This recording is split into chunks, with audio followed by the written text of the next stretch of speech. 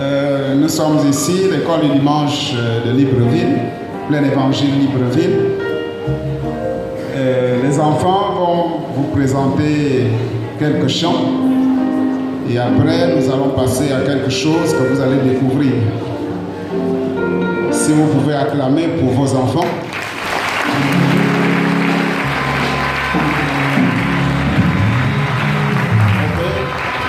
C'est parti. Chantez.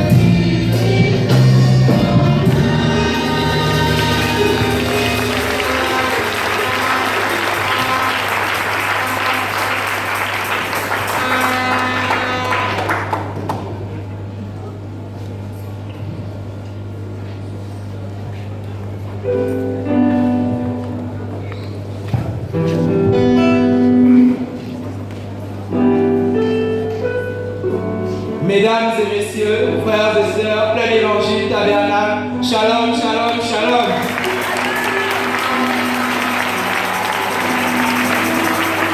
Cette nuit, j'aimerais aborder un thème très étrange. La raison pour laquelle j'aimerais l'aborder, c'est parce qu'il a été fait à notre Seigneur Jésus-Christ lorsqu'il était ici sur terre.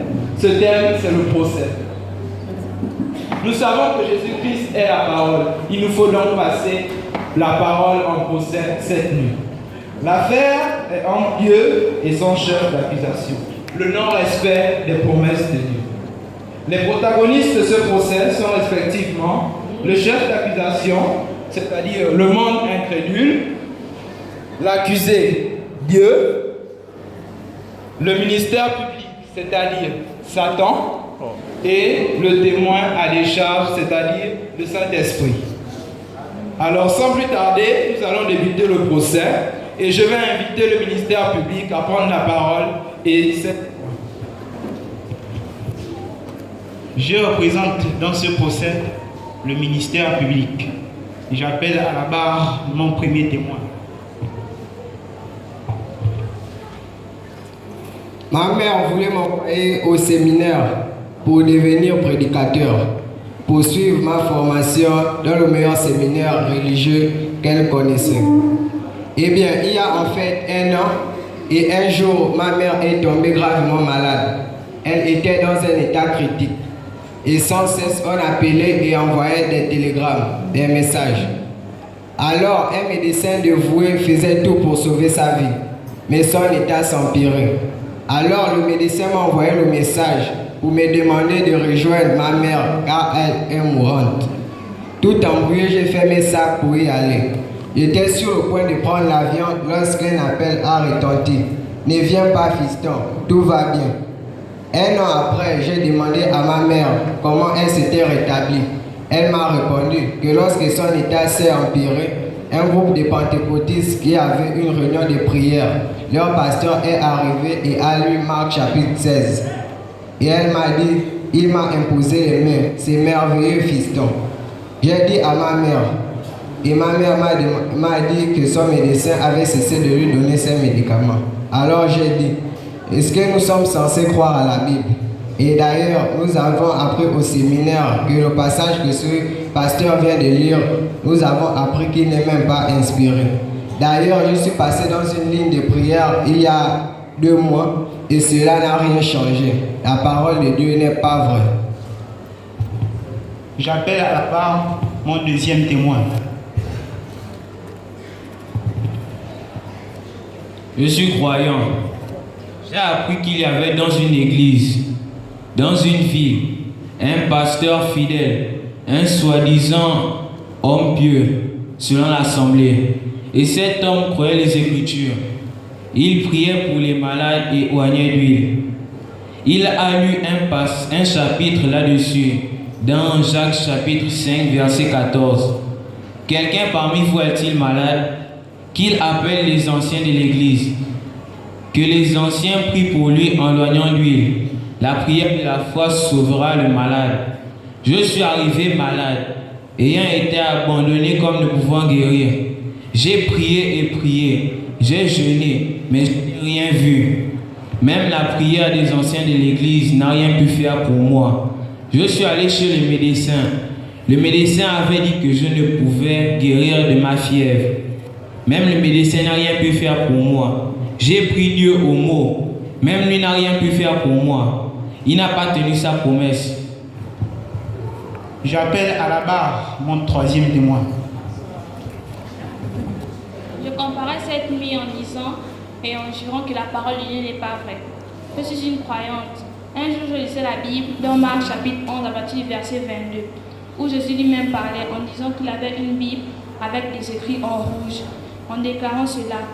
Ayez foi en Dieu, car en vérité, je vous le dis, si vous dites à cette montagne, ôte-toi de là et jette-toi dans la mer, et que vous croyez ce que vous avez dit, vous le verrez accomplir.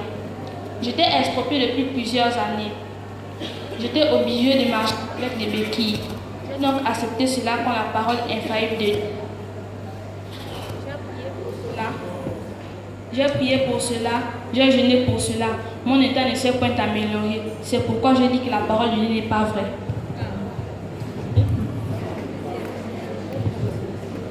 La parole de Dieu dit que toute affaire doit se régler sous la déposition de 2 ou de 3 témoins.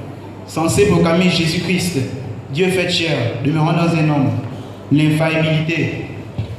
J'aimerais porter à votre connaissance que ces 3 témoins affirment être des croyants au même titre que les autres.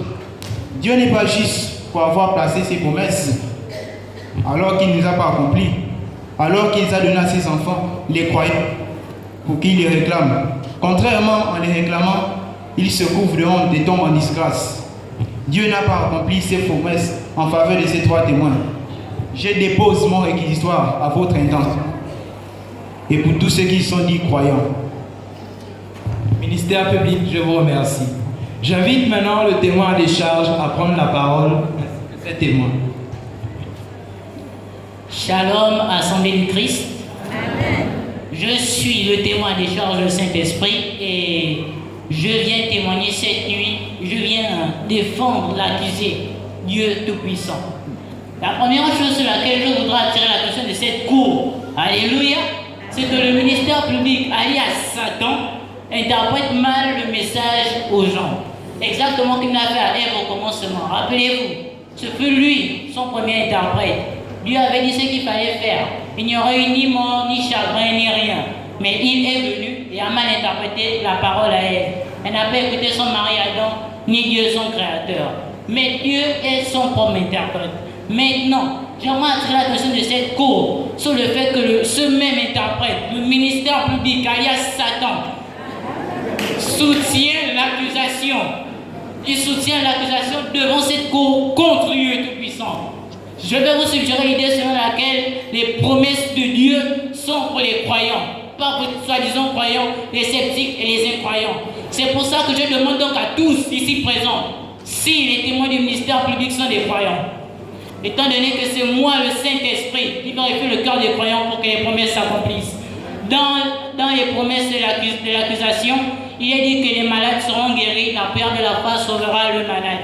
Il n'y a pas un temps défini à cela, mais il faut que la sémence et la parole tombent en terre fertile pour qu'elles s'accomplissent. J'appelle à la barre le prophète Noé.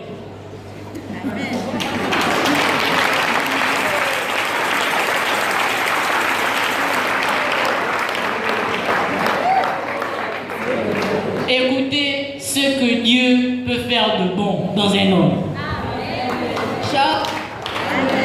J'étais un homme ordinaire qui vivait dans un âge scientifique où on croyait que le jour des miracles n'existait point. Il n'y avait jamais eu de pluie sur terre. Mais un jour, j'ai rencontré Dieu et il m'a dit de préparer une arche pour le salut des gens et que ceux qui entreraient dans cette arche seraient sauvés. J'ai cru cela. Je me suis mis à construire l'arche et à prêcher cela. Je voudrais pointer du doigt Monsieur l'incrédule, Monsieur le sceptique et Madame l'impatiente. Il m'avait tourmenté jour et nuit. Quand tombera cette nuit? Tu as dit cela il y a un an. Nous avons les hommes de science et ils approuvent qu'il n'y a pas de pluie là-haut. Vous prétendiez que j'étais fou et puis un jour j'allais sortir de mon âge. Mais tout d'un coup, sans le secours d'aucune main, la porte s'est fermée juste en face de moi. J'étais seul à l'intérieur, mais je pouvais entendre dehors Monsieur l'incrédule, Monsieur le sceptique et Madame l'imposteur et Madame l'impatiente. Elle s'est prise dans son propre piège. Le matin du 24e jour du mois de mai, 120 ans plus tard, la pluie descendit du ciel et tous ceux qui étaient oints par Monsieur l'incrédule, Monsieur le sceptique et Madame l'impatiente périrent dehors. Shalom.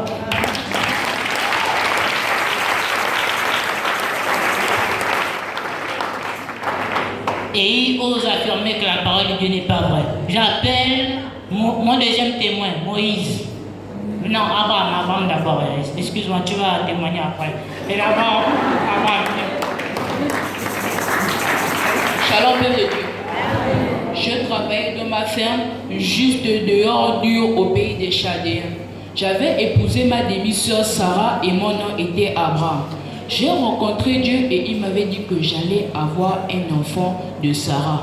À l'époque, Sarah avait 65 ans et moi j'avais 75 ans. Mon cœur débordait de joie que j'allais devenir père des nations. J'ai toujours aimé les enfants.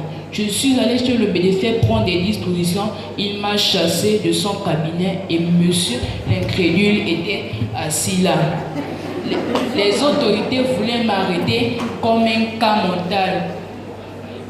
Et alors, au fil des années, je suis partie, j'ai demandé à Sarah, chérie, avons-nous tous les chaussons, toutes les couches et les épingles? Oui, on est en fait prêt. Et Sarah mit au monde un garçon appelé Isaac.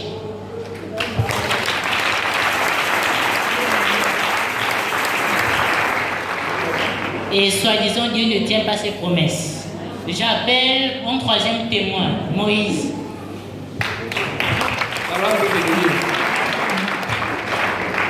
J'ai été formé dans toute la sagesse des Égyptiens. Je suis devenu un professeur de ceux qui n'en avaient pas.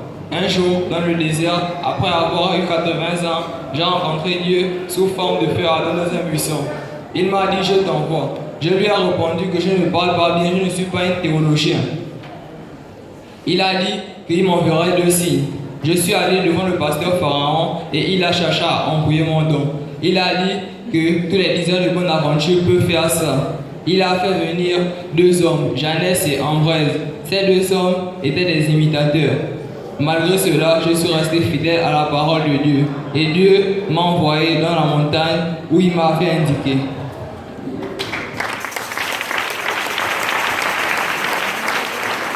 Encore une preuve que Dieu est Dieu. Mais maintenant, mon prochain témoin, c'est un témoin lourd. Son portrait est affiché là-bas. J'appelle le prophète de l'âge, William Marion Branham. Alléluia. Je suis l'enfant de Dieu. Je ne vous ai pas entendu.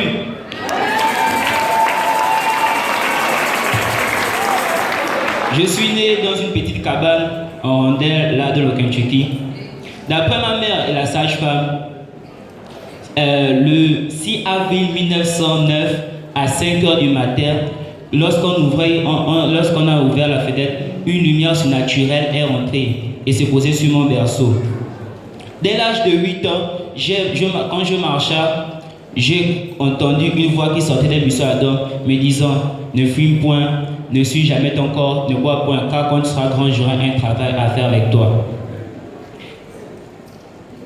Devenu prédicateur de la ville de Grace Mill, j'ai vu un homme apparaître devant moi et il m'a dit « Tu as un véritable don venant de Dieu pour tout le peuple de la terre. » Et je suis parti dire à mon pasteur, il m'a dit que c'était un cauchemar. Or, un jour, quand je baptisais 500 personnes dans un fleuve, cette lumière, ce Saint-Esprit, cette colonne est descendue. Et il m'a dit, quand j'ai envoyé Jean-Baptiste, le précurseur de ma première venue, je t'envoie avec ce message, tu seras le précurseur de ma seconde venue. Cette lumière a apparu devant tout le monde et les journaux ont rendu témoignage. Que Dieu vous bénisse.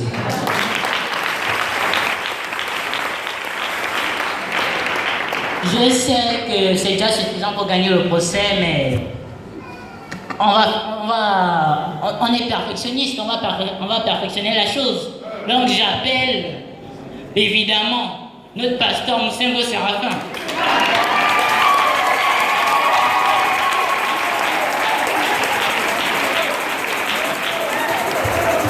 Moi, Moussengo, quand j'étais jeune, je fréquentais une église protestante dans la ville de Kinshasa en RDC. Pendant que j'étais au culte dans cette église un dimanche matin, une voix m'a dit, lève-toi d'ici, sors et va te joindre dans un groupe de personnes qu'on appelle les branhamistes. J'ai obéi à cette voix. Je suis allé et j'ai commencé à fréquenter l'église du révérend Barouti. Des années après, la même voix m'a dit, je t'enverrai au loin vers les païens afin de faire sortir mon peuple des ténèbres pour la lumière.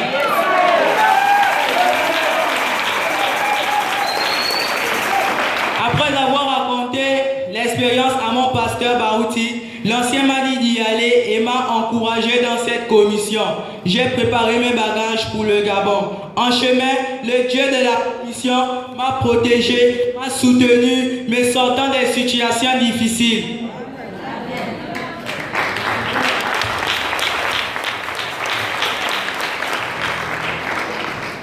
Comme on a fait la promesse, les signes, les prodiges, les miracles m'accompagnent jusqu'à maintenant. Les églises sont nées dans beaucoup de provinces au Gabon. Les témoins de ce ministère se sont manifestés. La théophanie s'est même photographiée en Guinée équatoriale. Les pères qui étaient dans les ténèbres ont vu la lumière. N'est-ce pas là les preuves que les paroles, les promesses de Dieu sont infaillibles? Shalom.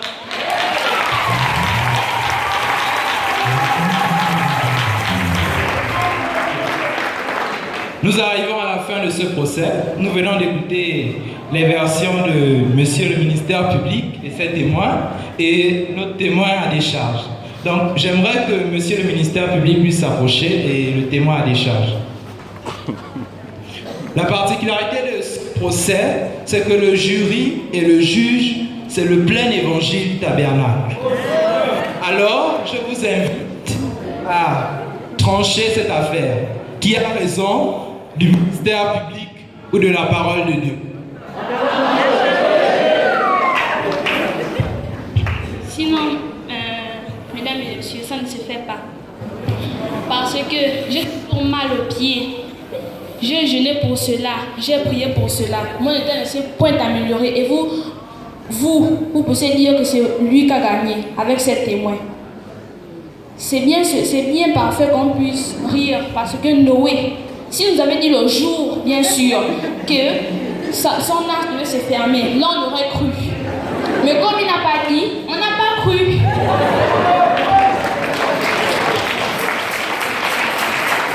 Évangile tabernacle, notre impatiente vient de faire un recours. Est-ce que cela va impacter votre décision finale?